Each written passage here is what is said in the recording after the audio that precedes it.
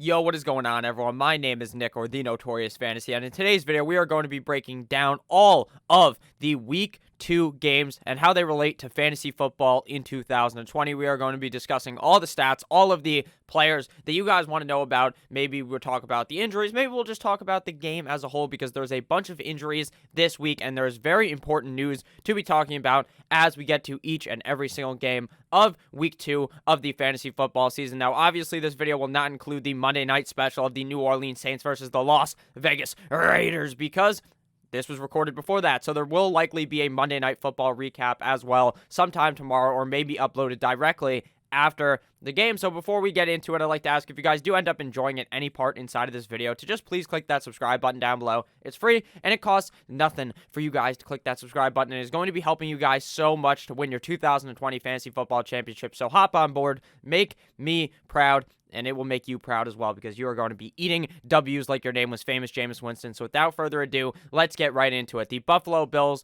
versus the Miami Dolphins is going to be the first game we touch upon, because on ESPN, it puts your favorite team first. I'm a Miami Dolphins fan. Obviously, we lost this game 31-28 to the Buffalo Bills. Now, this was a great game, in my opinion, for one of my favorite quarterbacks in the NFL. I know you might be thinking, oh, Nick, you like the Dolphins. How is Josh Allen one of your favorite quarterbacks in the NFL? It's just I love the way that the guy plays, the way he uses his legs. But more recently, this guy's just been firing the fucking cannon of an arm that he has. 24 of 35 last night, or yesterday, I should say, on Sunday. 417 yards, 4 tutties, 0 INTs. An amazing game for Josh Allen. Now, who did he throw the ball to for all of these touchdowns? Stephon Diggs got 8 for 153 and 1 touchdown on 13 targets. John Brown 4 for 82 and 1 touchdown on 6 total targets. The other touchdowns went to Gabriel Davis, 1 for 6 and 1 touchdown, and Reggie Gillum 1 for 1 total touchdown. I have no idea who Reggie Gillum is, but that's okay, because he scored a touchdown coming from big man Josh Allen. Now, for some obscure reason, Red Zone actually ended up missing part of this game. I think it's because the television cameras just weren't working. So I didn't see all of this game, and I did go back and watch some of it, and I was very, very impressed by Josh Allen. My Dolphins, though, did end up sticking in this game. Ryan Fitzmagic, 31 of 47 for 2 total tutties, 328 yards, and no INTs. Mike Gesicki got fed in this game. 11 targets, 8 receptions, 130 yards, and 1 touchdown. With Devontae Parker in, it did not seem to matter at all. Mike Gesicki is clearly one of Ryan Fitzpatrick's favorite targets, so I think Mike Gesicki, to me now, is just going to be an every week start. Even up against a tough Buffalo Bills defense, the man still went to town. Isaiah Ford, 7 for 76. I'm sure no one has him on their fantasy team, but he did end up having quite the good game. Devontae Parker, 5 for 53, 1 touchdown on 8 targets. Myles Gaskin, the running back, very involved in the pass catching game, 7 targets for 6 total receptions and 36 yards, no touchdown. Preston Williams, 5 targets, but only 1 reception and 26 yards, so a very bad game out of a guy that you would have liked to start in your lineup, or you may have thought of starting this week, just really ended up disappointing. For the rushing attack in this game, the Buffalo Bills had Devin Singletary touch the ball 10 times for 56 total yards. Devin Singletary also acquired 2 total receptions for 20 yards on 3 targets. In the pass-catching game, Zach Moss got no receptions in the pass-catching game, 8 for 37, no touchdowns. Josh Allen, 4 for 18. Gabriel Davis, 1 touch for 0 total yards. When looking at Miami, Myles Gaskin, 7 touches for 46 total yards. Matt Breida, 7 touches for 37 yards. Fitzpatrick, 3 for 12. Jordan Howard, 5 for 4, and 1 touchdown. So it's very clear here that Myles Gaskin or Matt Breida are probably never going to score a touchdown at all this year. It just seems like when they're anywhere near the goal line, Jordan Howard just gets jammed straight into the lineup and ends up scoring a touchdown. So Jordan Howard may actually be fantasy relevant strictly because you just will think he'll score a touchdown every single game. That's how it's been going. Now, I don't think that's going to happen every single game, but he's probably going to score like 7 or 8 points every single week, because he's just always going to be able to find the end zone, because once they get up there, it doesn't matter how many tries it takes, they'll get it to 6th or 7th down somehow, and they'll just jam Jordan Howard straight up the middle. Hey, diddle diddle. So I think that Jordan Howard is not going to be really fantasy relevant, but if you have to start him, you just have to hope on the touchdown. Now moving on to another game here. We already talked about Cincinnati versus the Cleveland Browns in another video, so if you guys want to check that out, you can watch the Thursday Night Football Week 2 recap. We start here with the San Francisco 49ers 31 to the New York Football Jets 13. The New York Football Jets did not so bueno. Not so bueno at all. They had only 13 points scored in the game, but they didn't score a single point in the second quarter. This was just embarrassing. I don't know what the fuck Jets fans want, because this is just not it. Adam Gase needs to get off the booger sugar. He needs to stop.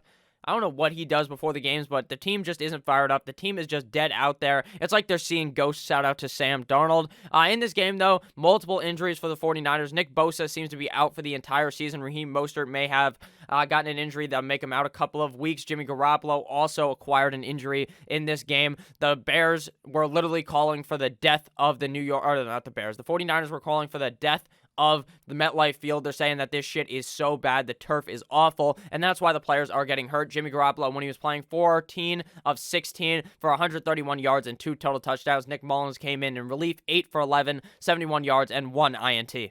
If Jimmy Guap misses multiple games, you're just not going to play Nick Mullins unless you're in some type of super flex league, so don't worry about picking up Mr. Nick Mullins. Raheem Mostert, 8 for 92 and 1 touchdown, ended up getting hurt inside of this game, though.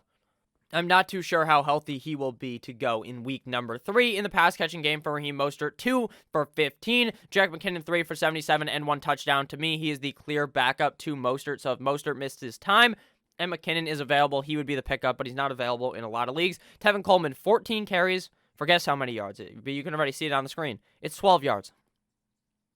14 carries for 12 fucking yards. That's hilarious. Tevin Coleman just does not look good anymore. For the receiving game for the 49ers, you get a touchdown. Not really, because only 2 touchdowns were scored, and they both went to Rule 87, I think is his name, or Rule 84 is what the fantasy footballers used to call him. Jordan Reed, 7 of 50, and 2 total fucking touchdowns. I told you guys he was a sneaky start, and he kind of played pretty well. Kendrick Bourne, 4 for 67. Tevin Coleman, 2 for 28. Brandon Ayuk, 2 for 21. Mostert, like I said, 2 for 15. So I don't really expect the pass-catching game for the 49ers to be any good until we actually see Deebo Samuel come back healthy, as well as George Kittle, who seems like he may saddle up again next week when I believe they play the New York Football Giants, but I don't understand at all why they would play George Kittle when they could probably just skull-fuck the Giants without him. Sammy Mano, 21 of 32 for 1 total tutty. Frank Gore, 21 carries for 63 yards. Frank Gore right there almost went full vintage mode and rushed for over 100 yards in the game.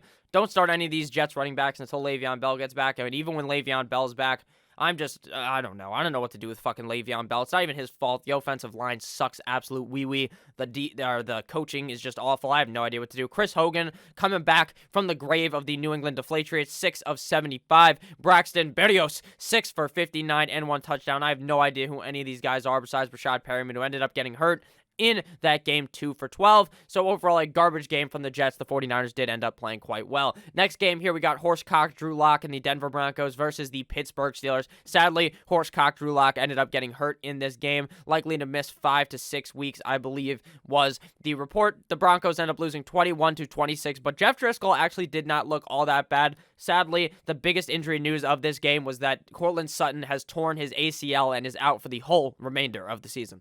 Terrible to see a guy come back after hurting another part of his body, coming back and being like, you know what, I'm going to play week 2 up against the Steelers. The team needs me, and then he ends up tearing his ACL. Terrible injury for him. I hope he gets back to being healthy in that game. 3 for 66 on 6 targets. Jeff Driscoll, 18 for 34 in relief for Drew Lock's injury. 2 touchdowns and 1 INT. Big Ben Roethlisberger, 29 of 41 for 311 yards, 2 total touchdowns, and 1 INT. I did not expect a huge game out of Big Ben in this game, just frankly not playing a garbage defense. He played up against the Denver defense, not the New York Football Giants, so he wasn't able to tear it up. Now, surprisingly, James Conner does get the nod to go on Sunday, 16 carries for 106 yards and 1 touchdown. Man, I just have no idea what to think of this Steelers backfield. It's just going to be one guy.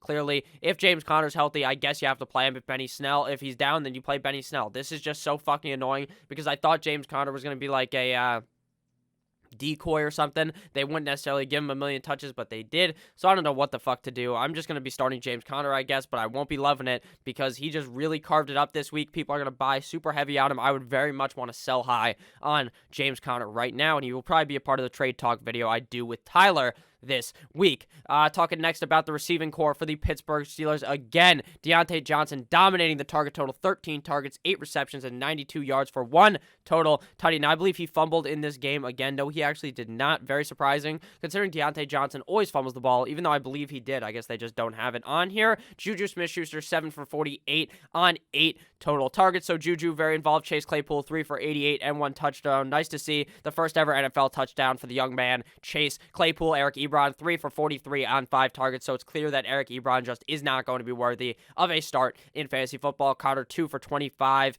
in the receiving game. Now, looking at the rushing game for the Denver Broncos, obviously Phillip Lindsay is missing multiple weeks of the season due to an injury, so Melvin Gordon stepped in there, 19 for 70, no touchdowns in the receiving game, 2 for 14, and 1 total tutty for MG3. Melvin Gordon had quite the good game, which was not super surprising, but kind of surprising considering how well the Steelers ended up destroying Saquon Barkley, who we are going to be talking about later last week. Royce Freeman, 3 for 20 in the receiving game. Like I said, Cortland Sutton, before he ended up getting hurt, 3 for 66. Judy, 4 for 62. Now, Judy is going to be an excellent start now to keep going because Cortland Sutton is gone again. Noah Fant, 4 for 57 and 1 total tutty. So, a good game out of Noah Fant again. Now, with Cortland Sutton gone, it seems like Noah Fant's just going to have a fantastic season and kick me right in the dick because I said that with Cortland Sutton, Judy, and Hamler all healthy, it would be hard for Fant to be involved, but now that Sutton's out for the season, seems like Fant could have a great season this year. Next game here, we got a snooze fest between the Indianapolis Colts and the Minnesota Vikings. Kirk Cousins played so well that he scored negative points in fantasy football this week. You like that? 11 for 26, 113 yards, and 0 touchdowns to 3 INTs. A grand total QBR of, drumroll please, 9.3 QBR. Great game by Mr. You like that, Kirk Cousins. If he dies, he dies, and he died in this game. The Vikings fall 11 to 28. Dalvin Cook, 14 for 63 and 1 total touchdown. Dalvin Cook does what Dalvin Cook does, regardless of if the Colts defense played quite well. Cook gave him the nice cook, like his name was Ezekiel Elliott. Justin Jefferson, 3 for 44. Adam Thielen shits the bed for 3 and 31, but he didn't really shit the bed. It's because Kirk Cousins was so goddamn awful in this game. Dalvin Cook, 2 for 8 on the receiving game. Phil the Thrill Rivers, 19 of 25 for 1 total tutty and 1 INT. John O'God-Taylor dominates the receiving game, or the rushing game. 26 carries for 101 total yards and 1 touchdown. Congratulations to all of you who drafted Jonathan Taylor in the 3rd round. Congratulations to everyone who believed in me with Jonathan Taylor. This guy is a fucking beast. Perry Campbell ends up getting hurt in this game as well, likely to miss the entire season. Very sad to see a guy that a lot of people picked up last week getting hurt. And then we see a guy we picked up last week being absolutely shit. Nyheim Hines, 1 reception for 4 total yards. I guess we're just going to sit Nyheim Hines. It seems like Jonathan Taylor is clearly the guy on the ground as well as through the air. Jonathan Taylor, 2 for 9 in the receiving game. For the receivers, Mo Alley Cox, 5 for 111 and 0 touchdowns. What? I mean, it's not surprising because Jack Doyle didn't play, and I've told you guys that Phillip Rivers loves that fucking tight end. There's a reason the man has 11 kids. Michael Pittman, 4 for 37. T.Y., 3 for 28 on 5 targets. Man, T.Y. Hilton is dead. He has fallen over. He has been killed and stabbed by himself because he's just not good anymore. He frankly is not good. I've been preaching this for weeks. I've been staying clear away from T.Y. Hilton all offseason. Same thing goes with A.J. Green. Both these guys are complete and utter fucking duds. So, sorry that you drafted T.Y. Hilton because he's just not going to be good anymore. I personally believe. I don't believe in him. Even though he is a very talented wide receiver, it just seems like he just is past his prime. Even though he's not even that old. So looking at the next game here, we got Gardner Minshew and the Jacksonville Jaguars going up against the Tennessee Titans. Jaguars 30, Titans 33. Now Gardner Minshew ripped and tore his way through this game to try and end up getting that W, eating that W. The Jaguars fall to 1-1, but Gardner did play quite the good game, 30 of 45 for 339 yards, 3 total touchdowns, and 2 INTs, also rushing the ball 4 for 19 yards. Gardner Minshew had a very good game up against one of the tougher defenses in the NFL in the Tennessee Titans. So a huge round of applause for Gardner Minshew. This guy does not want to lose his job. Now, he's not going to lose his job this year, but he's trying to make sure that they win just enough games to not be able to draft Trevor Lawrence so that Gardner Minshew can still continue to be the guy of the team. And that may honestly be able to happen with the way that Gardner Minshew is playing. James Robinson, 16 for 102 and 1 touchdown. This guy's just a lock to be in your lineup now. He just is. He's too fucking good. James Robinson is going to see all the carries from a running back. The only other running back that saw carries in this game was Chris Thompson, 2 for 7. Laviska Shenault, 5 for 37. But remember, he is a wide receiver. In the pass-catching game, Laviska Shenault, 3 for 35. Baby Chark, baby Chark with another not-so-great game, but an okay game, 4 for 84, no touchdown. Keelan Cole, Sr., 6 for 58 and 1 touchdown. Tyler Eifert, 3 for 36, and then the other touchdown was scored by Chris Thompson, 3 for 20 and a touchdown, but I'm still not buying into the Chris Thompson train after he completely skull-fucked you last week. The Tennessee Titans pass-catching game, or their passing game, I should say, Ryan Tanny God, former Miami Dolphins GOAT, 18 of 24 for 4 total tutties and 239 yards. An amazing game out of Ryan Tannehill. The Jaguars defense surprisingly very good this Sunday, playing up against Derrick Henry. 25 carries for 84 yards and no touchdowns. Really held Derrick Henry to have a pretty bad game on Sunday. Very, very surprising, in my opinion. Ryan Tannehill, 4 for 12, and a bunch of other running backs got the ball. Now, looking at the receiving game, Jonnu Smith dominates again, 4 for 84 and 2 touchdowns. This guy's also a lock to be in your lineup now. He's just too fucking good. Even with A.J. Brown there, even with Corey Davis there, the guy dominates. Speaking of Corey Davis, 1 total tutty on 3 receptions for 36 yards, so a great game out of him. Again, what I got from this game is that Gardner Minshew is not a fucking joke. James Robinson is not a joke at all, and that Jonnu Smith is very, very good. So, if you guys have enjoyed this video thus far, before we get into the teardown and the dismantlement of the Atlanta Falcons organization, please make sure to hit that subscribe button down below if you ended up enjoying thus far. I would really appreciate it. Now we get to the Atlanta Falcons versus the Dallas Cowboys, and I clicked on the wrong thing, but this might have been the most embarrassing loss I've ever seen since they lost in the Super Bowl, but I actually think this was worse because according to ESPN, they have like a, what is the percent chance you win this game? It was at 100%. 100%. 100% chance to win. And they lost. 39, Cowboys 40. Now, this is disgusting because not only did the Cowboys not deserve to win this game, they made so many shit decisions. They literally did a fake punt, not once, but twice in this fucking game. They fake punted twice, and they were unsuccessful both times, and they still get the W. I don't get it at all. I do not fucking understand the Atlanta Falcons organization. I don't understand how you can kick an onside kick and just circle around it, have a fucking powwow around the fire, and not jump onto the goddamn ball. It makes no fucking sense to me. So I'm going to go ahead here and just be pissed off at the Atlanta Falcons for being so fucking stupid. Though, they did have quite the good game. Russell Gage, 0 for 1 in the passing game, but he threw a fucking dime like an inch away from Julio Jones, but Julio Jones is afraid of the end zone. Remember that, because Julio Jones was right next to the end zone, and the ball just goes right past him. Made no fucking sense. Julio Jones should have had a good day, but Julio Jones shit the bed. 2 for 24 in a game where they score 39 fucking points. 2 for 24 for Julio Jones. I expect a big bounce back week next week. In week number 3, Matty Ice, 24 of 36 for 4 total tutties and 0 INTs. He made no mistakes in this game. The only mistake was the defense being so shit. Todd Gurley, 21 of 61 and no touchdowns. In the receiving game, Calvin Ridley dominates yet again. 7 for 109 on 10 targets and 2 total tugs. Hayden Hurst, my guy, 1 touchdown, 5 receptions, 72 yards on 8 targets. Hayden Hurst is the king at tight end. I told you guys all off season long, don't sleep on Hayden Hurst. He is going to be great.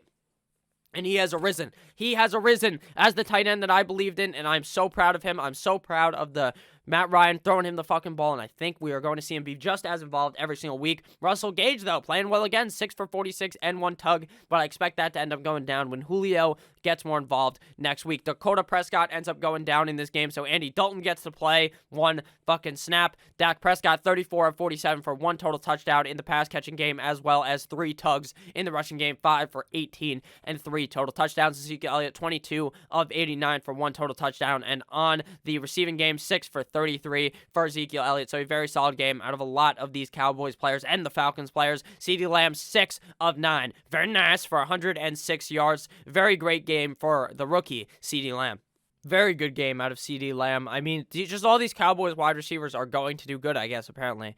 Michael Gallup, 2 for 58. Cooper, 6 for 100, and he was 6 of 9. So very nice yet again for Amari Cooper. Dalton Schultz, tight end, random ass motherfucker, 9 of 88 and 1 touchdown. I don't expect him to be very good every week because they still have Blake Bell on the team, so I'm not buying in to Dalton Schultz. A good game out of the Cowboys, good game out of the Falcons, but the Falcons just ended up choking this game. None of these players, in my opinion, I'm very nervous about if they did bad, like Julio, like he's going to be fine. It just makes me happy that I loved Calvin Ridley and I loved Hayden Hurst, and both the boys did a tag team on the Dallas Cowboys defense on Sunday. Next game here, we got same division here of the Cowboys. We got the Eagles going up against the LA Rams. The Eagles fall to 0-2, 37-19.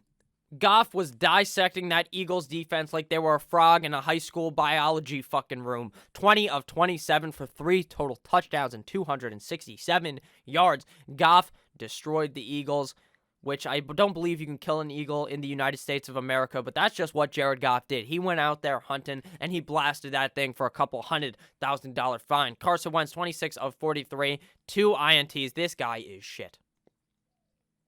He is. I was never a fan of Wentz. I always liked Foles better. But I think Wentz will be fine this year. I think he bounces back, but by God, he looked awful. Wasn't even sacked in this game, so you can't even blame the offensive line. Just was not making any correct reads. Did end up scoring a touchdown in the rushing game, but that did not really make up for the day he had. Miles Sanders, 20 of 95 for 1 touchdown, so I was very wrong on Miles Sanders this week. He was very good, even up against a very tough front seven of the LA Rams, so it seems like Miles Sanders is an every week start now from here on out. 3 for 36, so if I told you to bench him, I'm very sorry. I thought he would have an okay game. Turns out he had a very good game on Sunday. Darrell Henderson, 12 of 81 for 1 touchdown. Malcolm Brown, 11 for 47, no touchdown. Robert Woods, 3 for 19 in the rushing game for 1 touchdown. Cooper Kupp involved. Cam Akers ends up getting hurt in this game. I believe it did his bruised ribs, maybe out for a couple of games. 3 for 13 in this game. Seems like Darrell Henderson may also be a hot pickup, which could result actually in Darrell Henderson being very good. I mean, Malcolm Brown's still involved, though, so understand that. But the good thing here is that I kind of talked about this, how Darrell Henderson might come back healthy and screw up this whole offense, and it seems like he may have done that for the rushing game. Didn't screw up the offense, though, because the Rams are 2-0. Eat a goddamn W. Cooper Kupp, 5 of 81, no touchdowns. Tyler Higbee, 5 for 54, and 3 total fucking touchdowns. He was stunting on the Eagles' defense. Amazing game from Tyler Higbee. I suspected he would play good, and he did. Mr. Van Jefferson, 45 yards on 4 total receptions. Darrell Henderson, 2 for 40 in the receiving game, and Josh Reynolds, 2 for 23. Robert Woods not involved in the receiving game, but 2 for 14, but it didn't matter because he ended up scoring that rushing tug for the receiving game of the Philadelphia Eagles. Deshaun Jackson, 6 for 64. Disappointing game out of Dallas Goedert, 4 for 30 on 8 targets, as well as Zach Ertz, 5 for 42 on 7 targets, but I expect big bounce back weeks out of those two next week. Next game here, we got the New York Football Giants going up against the Chicago Bears in Chicago. This is the game that is very sad to talk about because your number 1 or number 2 overall pick, if you drafted that high, was Mr. Saquon Barkley. Ends up tearing his ACL in this game. Very sad. Very sad for a guy that you know is the centerpiece of one of the worst teams in the NFL, is a guy that goes in there, works so fucking hard just to try to beat the Bears, just to try to beat any team, to do anything, puts his body on the line, and he ends up tearing his ACL. Terrible. Just terrible. He gets hurt like 2 plays before, comes back in because the guy's a fucking beast, and then tears his ACL.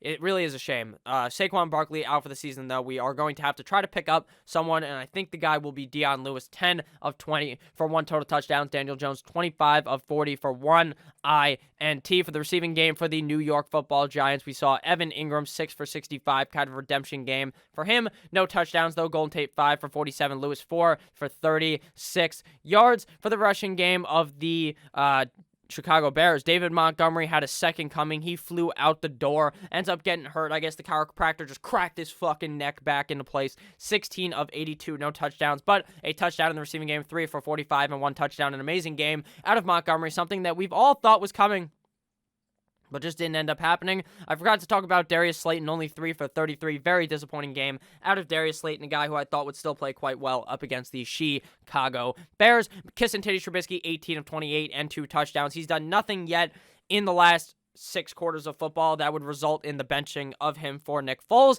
David Montgomery, 3 for 45, like I said, in the receiving game. Allen Robinson shits the bed, 3 for 33. Anthony Miller does not even show up. 0 points.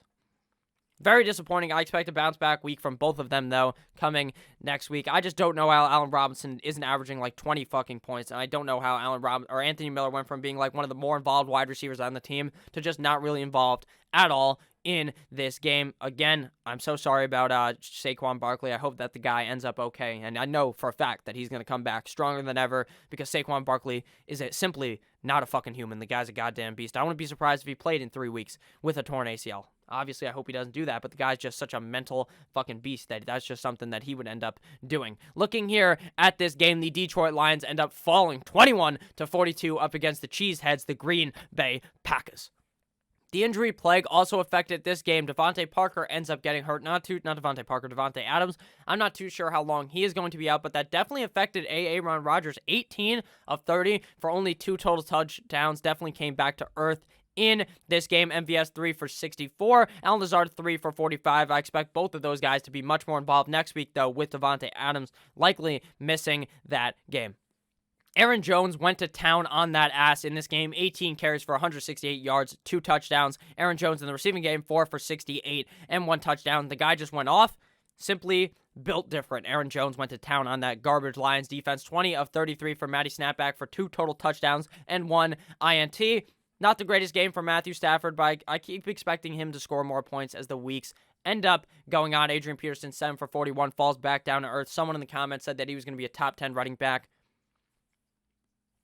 That doesn't seem like it's going to happen. TJ Hawkinson, 4 for 62. No touchdown. Swifts, 5 for 60. Quintus Cephas, 3 for 54. Marvin Hall, 1 for 24 and a tug. Marvin Jones, 4 for 23 and a touchdown. So it seems like without Kenny Golladay, this Detroit Lions offense is terrible. I hope Kenny Golladay ends up coming back this week. Overall, this game was pretty boring. The Green Bay Packers just demolished them. Pretty much, it seemed like after the third quarter, or after halftime ended, the Green Bay Packers just put the pedal to the fucking metal and eviscerated that Lions defense. Next game here, we got Tampa Bay, Tom Brady going up against Horsecock Teddy Bridgewater in Tampa Bay. Tampa Bay 31, Carolina Panthers 17. Teddy Bridgewater, Teddy Roosevelt, whatever you want to call him, 33 of 42 for 0 tutties and 2 INTs. Tom Brady 23 of 35 for 1 touchdown and 1 INT. Again, the injury bug smacked this game straight in the fucking face. Christian McCaffrey likely to miss 4 to 6 weeks.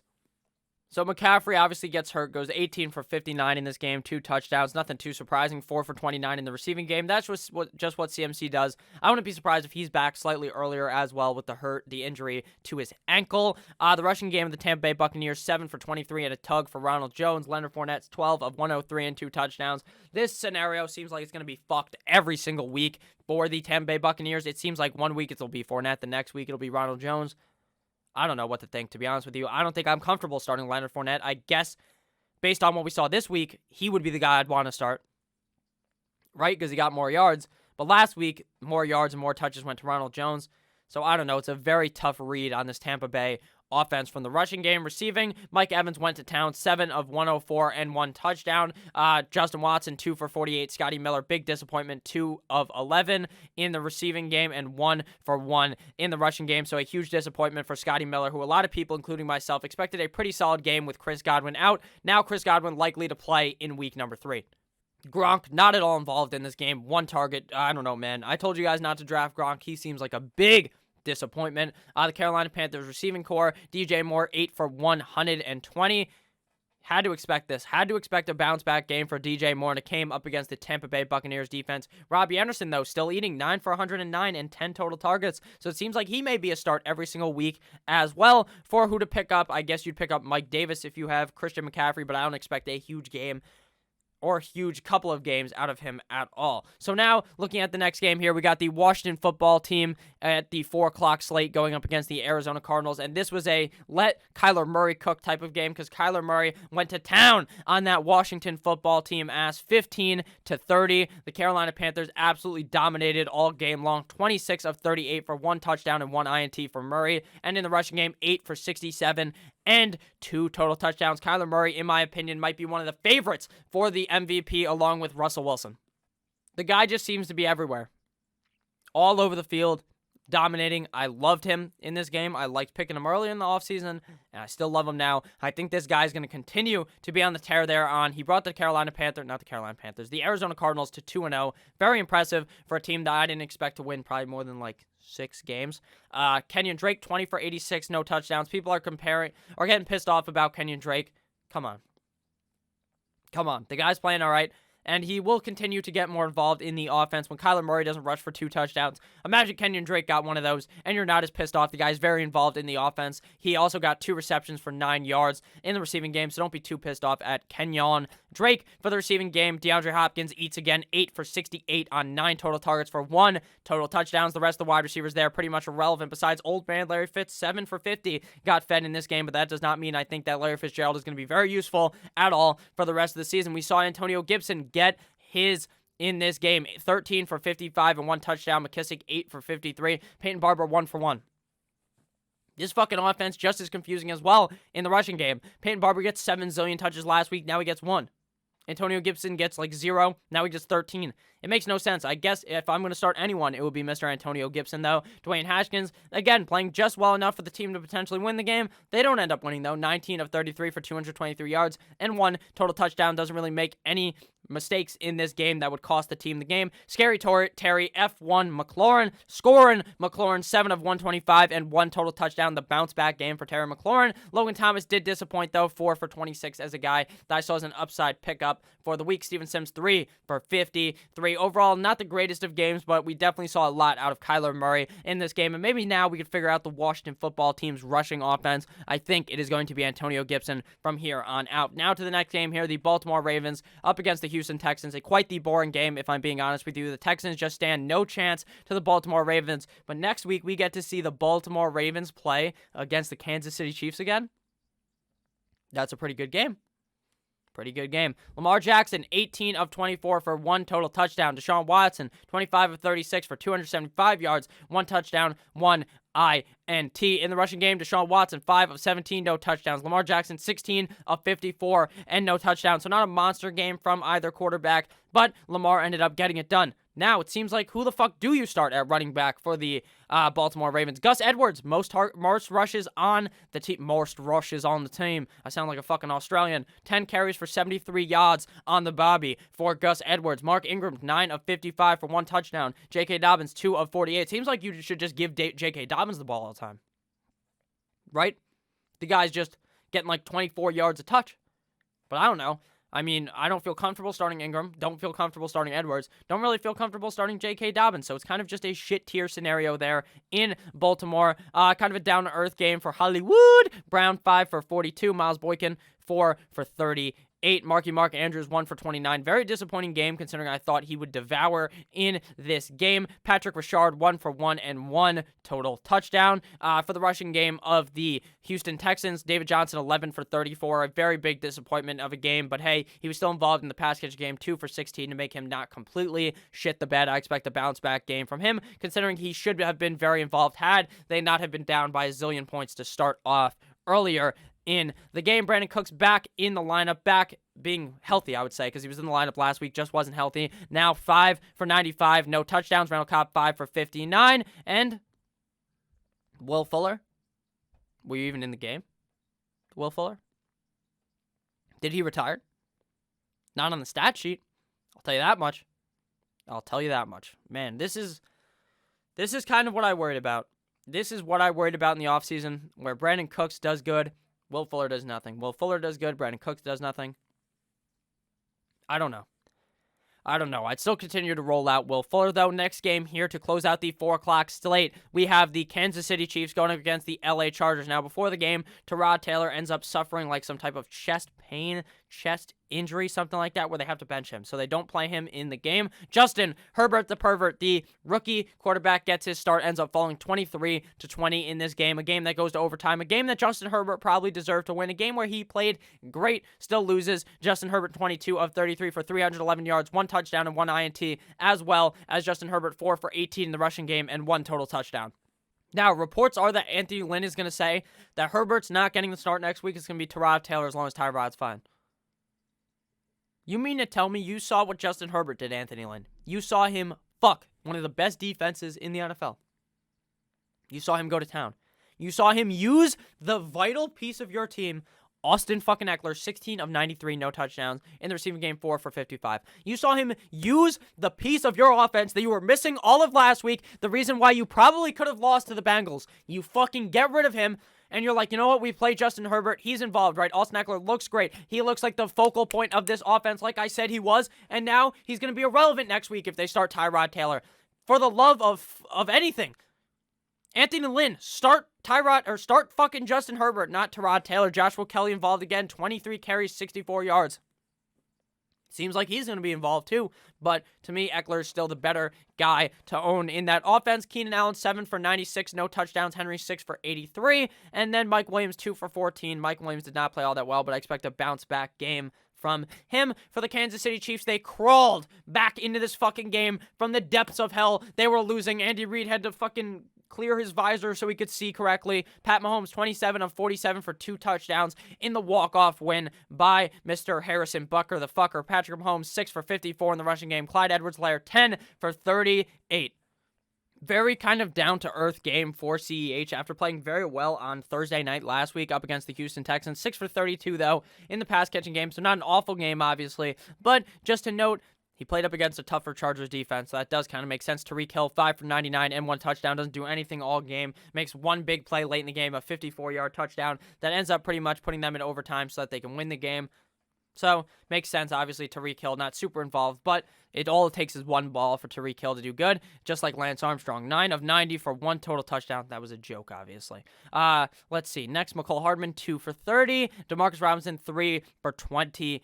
And so this was overall a pretty solid game, and I really do hope that we see Justin Herbert, the pervert, getting the start next week up against whoever the Chargers play. Final game of the week, obviously before Monday Night Football, we have Cam Newton and the New England Patriots falling 30-35 up against Russell Wilson and the Seattle Seahawks. Let Russ cook occurred yet again. Russell Wilson is, in my opinion, he may actually be the best quarterback in the NFL.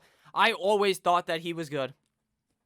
I did. But I always thought they were going to run the ball too much for him to ever be the guy that he can be. Turns out they don't give a fuck about running anymore. 21 of 28 for 5 touchdowns, 288 yards, and 1 INT for Russell Wilson.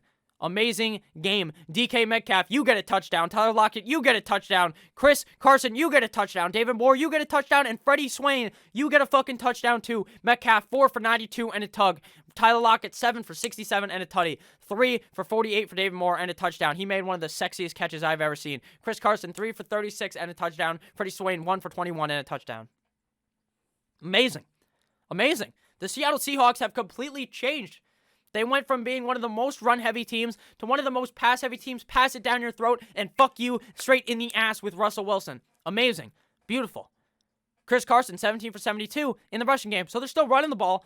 They're still running it, but the Seattle Seahawks are now throwing it a lot more. Russell Wilson, 5 for 39. Chris Carson had an amazing game, though. Like I said, scored a touchdown in the receiving game. So, looking at Cam Newton, 1 touchdown, 1 INT for 30 completions on 44 attempts for 397 yards. A great game out of him. 11 for 47 and 2 rushing touchdowns. In my opinion, this is kind of why fantasy football is fraud. Or not fraud, but it's like flawed, because Russell Wilson threw 5 fucking touchdowns. 5 touchdowns. And Cam Newton outscores him in fantasy. It's tough, but that's just how the rules work. 11 for 47 and 2 touchdowns on the ground for Cam Newton. None of the other running backs have, really did anything. 7 for 19. James White ends up missing the game due to the death of his father. Very sorry about that. That's obviously nothing you can do about that. I'm very sorry to James White. I hope that the guy's okay. That really... Stuff like that is just terrible because, like, one day they're there, the next day they're not, and it's just, it makes you think about things, so I hope James White is okay. Not very surprised that he missed the game, obviously, after something like that. I expect him to be back next week, and if he's not, by week 4, hopefully he's back. But understand, obviously, when it's the death of a family member, something like that, you can't expect the guy to come back instantly.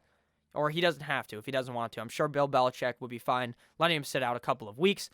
Julian Edelman, 8 for 179, no touchdowns. Damian Bird, 6 for 72. N'Keal Harry, 8 for 72. So a good game out of Edelman and N'Keal Harry. Kind of like, I expect them to have good weeks as the season goes on. And N'Keal Harry, I expect to be very dangerous a couple of weeks into the season, even though he looked pretty dangerous in this game. 12 total targets, 1 ahead of Julian Edelman. So overall, great slate of games. Obviously, big injuries. Sad for James White. Sad for a bunch of these players that end up getting hurt. I hope that everyone ends up okay. I hope week 3 we don't see as many injuries. So thank you guys all for watching this video. If you ended up enjoying, please make sure to hit that like button down below. I love each and every single one of you guys. Please make sure to stay safe and make sure you have a great rest of your guys' day. Please hit that subscribe button as well. I love you all, and I'll see you guys later with another video. Goodbye!